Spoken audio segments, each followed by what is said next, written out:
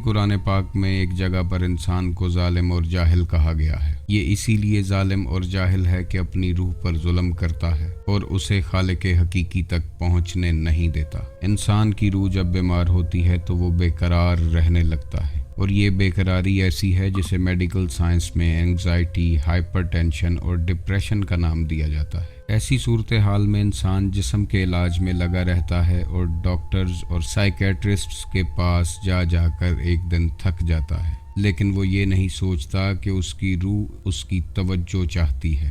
انسان کے اندر اللہ کا راز پوشیدہ ہے۔ انسان اور اللہ کے درمیان ایک بہت بڑا حجاب ہے جسے نفس کہتے ہیں۔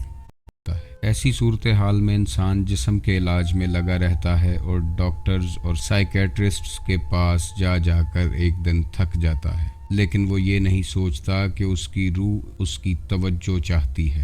انسان کے اندر اللہ کا راز پوشیدہ ہے۔ انسان اور اللہ کے درمیان ایک بہت بڑا حجاب ہے جسے نفس کہتے ہیں۔ اگر نفس کا پردہ درمیان سے ہٹ جائے تو انسان اپنے اللہ کو پہچان لیتا ہے۔ اگر کسی کے دل میں یہ خیال آ جائے کہ اسے اپنی کھوج کرنی ہے، اپنے اندر کا سفر کرنا ہے، تو سمجھ لیں کہ اس پہ اللہ مہربان ہو گیا ہے جس نے اسے اس کھوج میں لگا دیا ہے۔ یہ کھوج ہر کسی کے دل میں پیدا نہیں ہوتی، اور جس کے دل میں پیدا ہو جائے، جس کو اللہ کی لگن لگ جائے، وہ اس پزل کو ایک دن سالو کر ہی لیتا ہے اور بارگاہ الہی تک پہنچ جاتا ہے۔ اللہ نے ہر انسان کے اندر اپنا بیج رکھ کر بھیجا ہے، جس کے بارے میں حضرت میراں بھیک فرماتے ہیں: بھیکا بھوکا کوئی نہیں، سب کی گٹھری لال، گرہا کھولنا جانت نہیں، اس لیے بھے کنگال۔ اللہ کا یہ بیج ہر انسان میں موجود ہے، چاہے وہ ہندو، مسلم، سکھ، عیسائی، کسی بھی فرقے سے تعلق رکھتا ہو، کیونکہ ہر بچہ دین فطرت پر پیدا ہوتا ہے، اور یہ اس کے ماں باپ ہیں جو اسے سکھ، عیسائی، مسلم یا ہندو بنا دیتے ہیں۔ یہی وجہ ہے کہ اللہ والوں نے شریعت کی تعلیم کے بعد طریقت، حقیقت اور معرفت کے لیے کسی مرشد کامل کی تلاش کی۔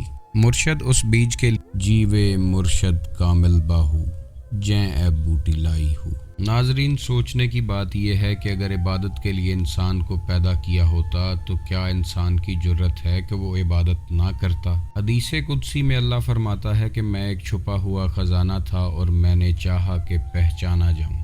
انسان کو اس نے اپنی پہچان کے لیے خلق فرمایا ہے، اور جو لوگ اسے پہچان لیتے ہیں وہی لا خوفن ہو جاتے ہیں۔ انہیں کسی کا ڈر یا خوف نہیں رہتا، چاہے وہ موت ہی کیوں نہ ہو۔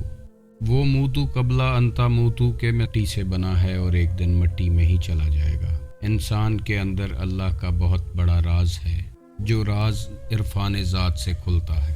یہی وجہ ہے کہ جو خود کو پہچان جائے وہ اپنے رب کو پہچان لیتا ہے۔ اللہ کی پہچان اس کی نشانیوں سے ہوتی ہے، اور انسان کے اندر اللہ کی بے پناہ نشانیاں پوشیدہ ہیں۔ اللہ انسان کی شاہ رگ سے بھی زیادہ نزدیک ہے۔